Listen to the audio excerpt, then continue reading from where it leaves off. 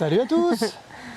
Alors où est-ce qu'on est maintenant? On est au Sri Lanka, mais on voulait vous faire le petit compte-rendu de notre temps passé au Portugal, qu'on vous avait préparé depuis là-bas, mais c'était un jour très venteux et on n'a pas pu exploiter les vidéos. Donc on vous fait un petit récap de ce qu'on a préféré au Portugal pendant 7 mois en 2019.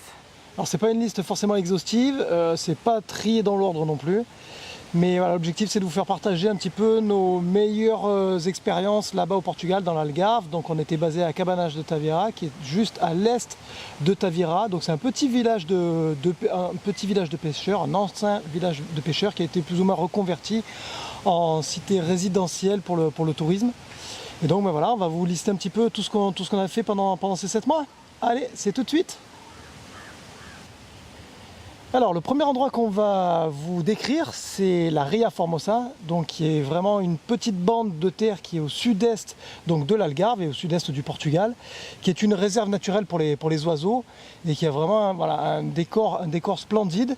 Et notamment le petit village de Castella Velha, dans lequel on a beaucoup aimé aller, et on a beaucoup visité le village et surtout la plage qui est en contrebas. Il y a une vue magnifique depuis le petit village d'en haut et une plage qui est splendide et surtout voilà, qui, avec au gré des marées, évolue constamment. Et notamment le fait d'accéder à la plage est toujours changeant, parce qu'en fait on peut parfois y aller, pouvoir traverser à pied, même Eva pouvait traverser parfois à pied, donc même un petit bout de chou voilà, de 2 ans pouvait traverser Aguet à pied, et parfois la marée était montée complètement, et là il fallait faire appel à des petits services de navettes, de bateaux, qui pouvaient soit vous emmener à la plage, soit vous ramener de la plage, donc on se retrouvait jamais vraiment coincé, mais voilà, en tout cas l'endroit est vraiment splendide, il y a des vues magnifiques de Castella Velha. On a d'ailleurs une vidéo spéciale Castella Velha avec des vues de drone.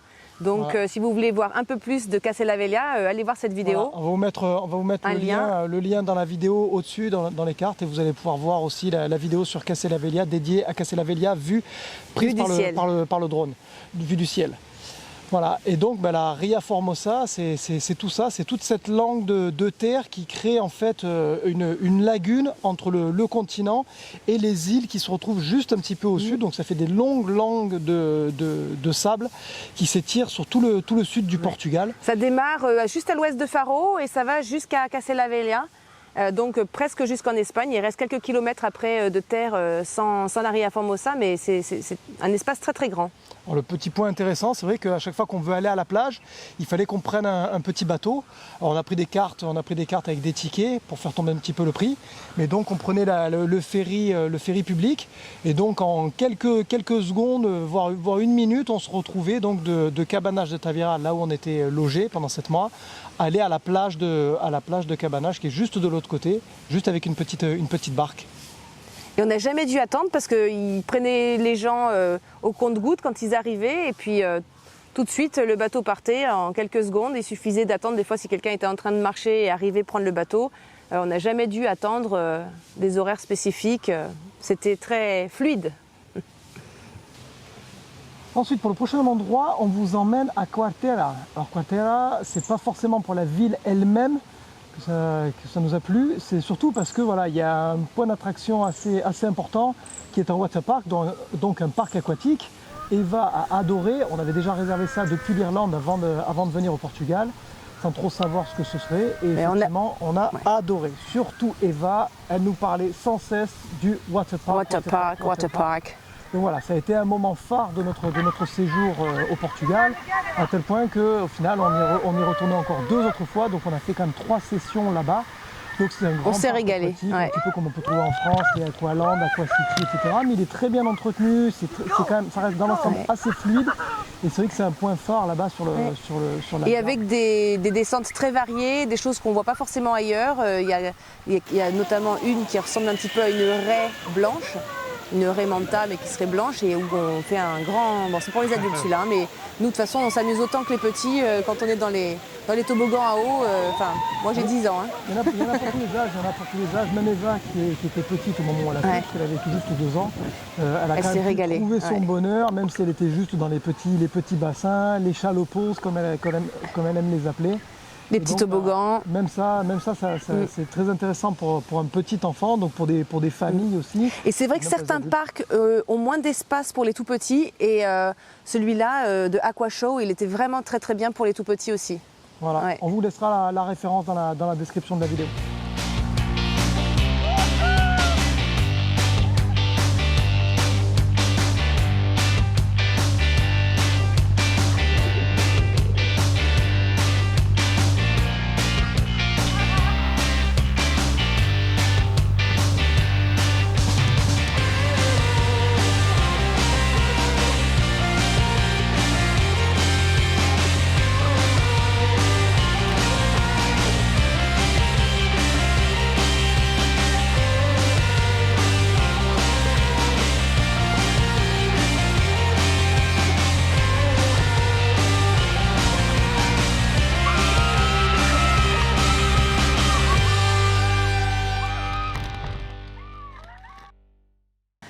On a eu aussi l'occasion d'aller bien sûr au Cap Saint-Vincent, donc le point le plus à l'ouest de l'Europe continentale, qui est donc tout au sud-ouest du Portugal, de l'Algarve.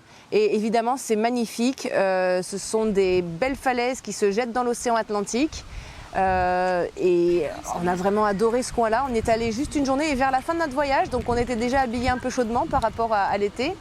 Mais on a profité de la venue de ma sœur et de sa famille pour aller visiter Cap Saint-Vincent et faire la route jusque là-bas. Ça nous a pris quoi, à peu près 2 heures, 2 heures et quart pour y aller? 2 heures, 2 heures et quart. C'était pas juste à côté, mais du coup ça valait vraiment le coup d'être vu, c'est très très beau. C'était une sortie à la journée, mais c'est vrai que voilà, nous on était basés à l'est du Portugal, à l'est de l'Algarve.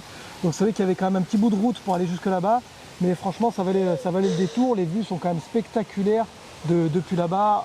Mais effectivement, ça vaut vraiment le détour. On a vraiment l'impression de se sentir au bout du monde. Et effectivement, on est un petit peu au bout de l'Europe à cet endroit-là et on le ressent très bien.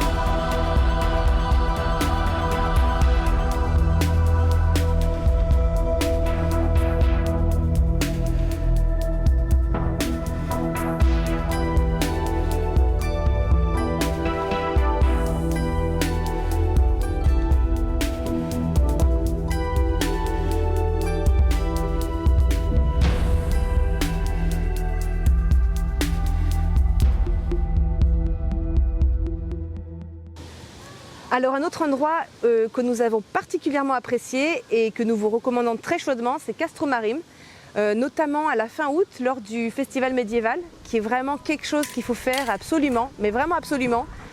C'est 5 jours de folie sur le thème médiéval avec énormément de participants. Je crois qu'il y avait 150 000 participants cette année. 150 000 participants, c'est la 23e édition de ce festival. Donc ça se trouve à Castromarim, qui est donc tout proche de la frontière espagnole. D'ailleurs on aperçoit l'Espagne depuis Castromarim. Castromarim est une ville médiévale en fait, dans laquelle même Vauban a fabriqué un fort. Donc il y a un fort et un château à Castromarim. Et donc pendant ces 5 jours, vous avez vraiment un festival médiéval, vous êtes vraiment plongé à l'époque médiévale. Échappée Belle d'ailleurs a fait un très bon documentaire là-dessus et c'est ce qui nous a amené nous à nous positionner et à réserver nos places pour Castromarim. Et surtout on n'a pas voulu faire les choses à moitié, on a voulu donc participer au banquet puisqu'ils organisent un banquet tous les soirs qui se trouve dans l'enceinte du château. Et là, ils vous mettent une petite robe médiévale et vous mangez vraiment un véritable banquet, comme si vous y étiez, avec des ménestrels, avec beaucoup de viande, de la fauconnerie. Donc c'était vraiment spectaculaire. Ouais. C'est vraiment quelque chose d'unique et quelque chose à faire absolument là-bas au Portugal. Ça a de plus en plus de succès et ça draine un monde énorme autour à Castromarim. C'est vraiment quelque chose de vraiment chouette à faire. Et si on revient au Portugal, on se débrouillera d'essayer de caler nos dates sur le festival médiéval de Castromarim. Ouais. On voulait vous parler aussi de notre temps à Cabanas de Tavira et à ce qu'on a fait aussi à Tavira parce que c'est une ville qui est vraiment très agréable à vivre. Nous, c'est vrai qu'on était plus sur la frange qui est plutôt résidentielle et plutôt touristique, donc est Cabanas. Mais Tavira est une ville qui vit beaucoup et notamment l'été. Il y a énormément de festivals, il y a toujours quelque chose qui se passe. Des animations. Il y a toujours des animations tout l'été et l'été dure longtemps là-bas. Ouais. Et il y a toujours quelque chose, il y a toujours un festival sur la nourriture, un festival gastronomique, un festival de musique africaine, etc. Donc ça tourne constamment. Il y a même notamment une scène qui reste basée dans Tavira, à côté du pont romain, qui est là installé quasiment tout l'été. Et il se passe tout le temps quelque chose. Et c'est marrant de voir parce que donc nous on est resté au Portugal jusqu'à la fin novembre. Ça commençait à être vraiment très calme. On a du mal à imaginer à ce moment-là que pendant l'été, ça puisse attirer autant de monde et qu'il puisse y avoir autant de touristes, autant d'activités, autant d'événements à ce moment-là pendant surtout. De manière générale, c'est quand même un endroit qui est beaucoup plus familial. Que les endroits qui sont plus à l'ouest de l'Algarve, qui sont beaucoup plus pour les jeunes qui veulent sortir en boîte, etc. L'est de l'Algarve, Albufeira, etc. L'est de l'Algarve est quand même beaucoup plus familial. Il y a aussi beaucoup de retraités. Donc c'est un peu plus calme, plus posé. Mais il y a quand même beaucoup de choses qui se passent et c'était très très agréable. C'est vrai que ça nous convenait plus, surtout voilà, en famille et notamment avec Eva. C'est vrai que ça s'y prête très bien. On sent que c'est vraiment une destination qui est faite pour les enfants, pour les familles. Ouais. Donc il y a vraiment plein de choses à faire. À Cabanas notamment, il y a plein d'aires de jeux pour enfants. Eva s'est régalée dans plein d'endroits différents à jouer avec des petits enfants locaux, mais aussi beaucoup avec des petits touristes qui étaient venus pendant l'été, des fois pour une semaine ou deux ou quelques jours ou même un peu plus. Et elle a beaucoup joué avec des petits enfants d'un peu partout. Donc on avait nos habitudes à Tavira, enfin surtout Cynthia, elle avait l'habitude d'aller au marché toutes les semaines, le petit marché fermé dans lequel il y a les poissonniers qui ramènent le poisson frais du jour. On a des fruits et légumes, des produits, il y a du miel, il y a des choses comme ça, quelques pâtisseries, et notamment les bouchers aussi qui sont installés à l'intérieur de l'enceinte du marché et qui fournissent de la très très bonne viande, ce qu'on a eu plus de mal à trouver dans les supermarchés par exemple. Ouais, impossible. Ça, il y avait la bibliothèque aussi. La bibliothèque municipale, j'ai beaucoup amené Eva aussi. C'était très bien. C'est là qu'on a rencontré des amis avec qui on est resté amis depuis lors. C'est un lieu de rencontre aussi, on a croisé beaucoup de Français notamment au marché, parce que c'est vrai que les Français aimaient bien aller s'alimenter, se fournir là-bas au marché de Tavira. Et voilà, donc Tavira est une ville qui est vraiment très vivante, avec son petit château qui est tout en haut, qui surplombe un petit peu toute la Ria Formosa. On a une vue splendide de là-haut du château. Et donc voilà, c'est vraiment une ville très très agréable et il y a énormément de restaurants à Tavira. Ouais. Pour une petite ville de 25 000 habitants, tout au plus, voilà, on se retrouve avec énormément de choix de restauration pendant l'été, avec des glaces maison, etc. Donc on a vraiment beaucoup apprécié Tavira. Ouais. Pour une petite ville, c'est vraiment une ville qui est quand même très dynamique, et puis très typique, tournée vers le tourisme et qui avec reste pourtant toutes ces rues pavées. Très typique. Ouais. Voilà, très bonne restauration, très bon service. Maintenant, on vous emmène dans la Vallée de Lobo. Alors, Vallée de Lobo, c'est un endroit qui est assez atypique. C'est vrai que c'est là où se trouvent toutes les résidences de luxe du pays. On a l'impression, ça a fait un peu penser, la première fois qu'on a débarqué là, ça nous a fait penser à Beverly Hills. Donc, c'était pas du tout un endroit qui nous attirait pour ça. Mais on avait vu qu'il y avait des paysages splendides à cet endroit-là. Et notamment, voilà, une falaise aux couleurs ocre avec une plage magnifique. Et c'est ce qui nous a beaucoup attiré là-bas, à Vallée de Lobo. Donc, en plus du fait que ce soit un endroit qui est effectivement assez atypique avec les golfs, avec les grands resorts, les grandes maisons de luxe, etc.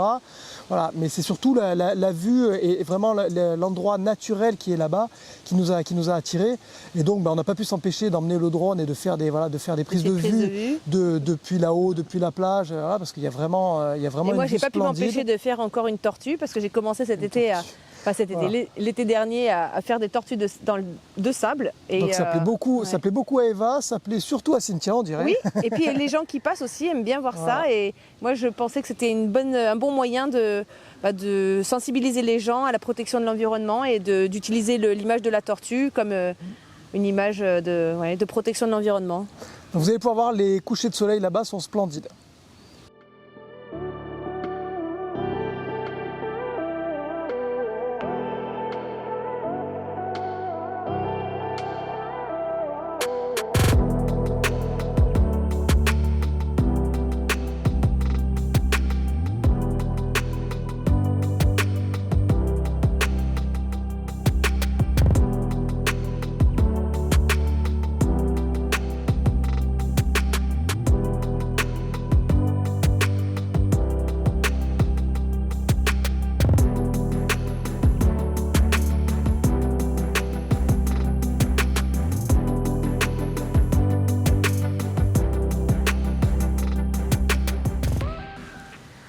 Un autre endroit que nous avons vraiment adoré et que nous vous recommandons chaudement si vous allez dans l'Algarve, ce sont les grottes de Benagil, qu'on peut visiter soit par la terre en balade, ce qu'on a fait, mais aussi par la mer, soit à la nage, ce qu'on a fait aussi Nico et moi, ou en bateau. C'est assez physique. À la nage, c'est assez physique. Il y a quand même pas mal de vagues. La distance à parcourir n'est pas très longue. Mais par contre, c'est un peu risqué parce qu'il y a une énorme affluence. Il y a des gros bateaux qui viennent là et qui viennent rentrer dans les grottes pour que les gens puissent prendre des photos de la grotte qui est vraiment spectaculaire. Il y a aussi des gens qui viennent en paddle, il y a des gens qui viennent en kayak, il y a quelques personnes qui viennent à la nage, peu. Et c'est vrai que là, il faut quand même faire très attention parce qu'on se retrouve en nageant coincé entre la falaise, les grosses vagues, les bateaux sur le côté. Donc c'est vrai qu'il faut vraiment être très prudent. C'est quand même réservé à des nageurs corrects, on va dire. Voilà, confirmés. Ouais. Donc les grottes de Benagil, pour la petite histoire, elles ont été classées par National Geographic parmi les 10 grottes les plus impressionnantes au monde. Et effectivement, c'est vraiment justifié. Il y a des couleurs qui sont splendides à l'intérieur. Mais vous allez voir, il y a un puits de lumière à l'intérieur et les vues sont splendides aussi bien d'en haut que d'en bas. Et on peut aussi faire toute une rando depuis un petit parking qui est juste à l'est de Benagil. Et on peut faire toute une rando côtière qui donc surplombe les falaises avec une vue splendide sur la mer, la côte toute déchiquetée. Et sinon, voilà, faire accéder par le bas, par bateau. Ce qu'on a fait également. On a commencé par là en fait, on a commencé par faire une sortie bateau super chouette. Avec une caravelle. Un bateau pirate. C'était un ancien bateau de pêche qui avait été reconverti en bateau pirate pour touristes. Et le gars qui a fait ça, il y a déjà une trentaine d'années je crois. Et c'était un vrai régal parce que c'était une journée complète où on a pu naviguer, faire un barbecue sur la plage, voir les grottes. Donc évidemment il ne va pas avec le bateau pirate dans les grottes. Il a 2 petites annexes qui fait aller par sous-groupe dans les grottes.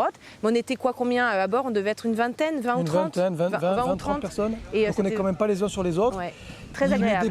Il nous dépose ensuite sur une plage qui est accessible uniquement par bateau. Et donc là, ils ont préparé un barbecue, on avait l'apéritif, on avait vraiment le repas tout inclus, on a mangé des sardines, des saucisses, il y a vraiment plein de choses à manger. Et c'est vraiment une bonne manière de passer une journée à Benagil, de visiter Benagil, de visiter les grottes et de profiter de la vue splendide des falaises. Et cette façon de le faire, c'est aussi très très bien, par exemple pour les gens qui ne pourraient pas faire la balade ou la rando côtière. Il fait assez chaud. Voilà, il fait assez chaud et qui voudraient quand même, sans effort, voir Benagil et la côte vue de la mer. Donc c'est vraiment très très agréable. 2 aspects très différents de visiter Benagil. On vous recommande les deux. On ne peut pas dire qu'il y en a un qui soit meilleur que l'autre. C'est très beau et c'est complémentaire. Voilà, très complémentaire.